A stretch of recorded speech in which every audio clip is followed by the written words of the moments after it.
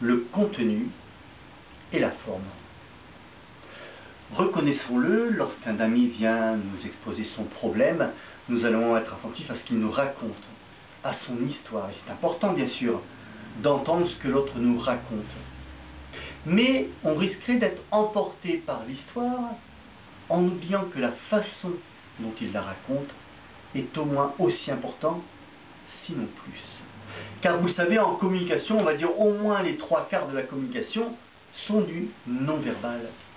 Et que quelque part, l'histoire qu'on nous raconte n'est peut-être que l'arbre qui cache toute une forêt. Alors, en thérapie brève, nous allons être attentifs à la forme. En premier, à la forme du contenu.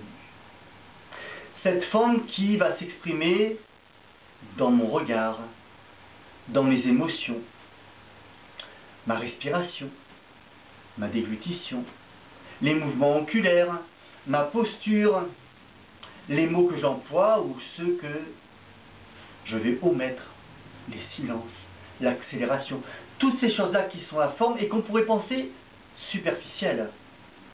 Et en fin de compte, ce sont ces éléments-là qui vont nous donner bien souvent des clés d'entrée pour aller plus profondément dans l'histoire qu'on nous raconte, ou plus justement, plus profondément dans ce qui pose problème à la personne qui nous raconte cette histoire.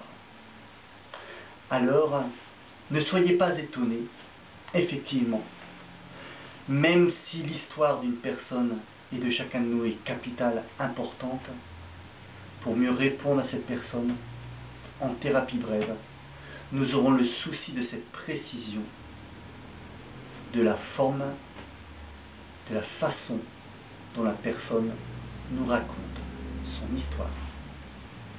À bientôt.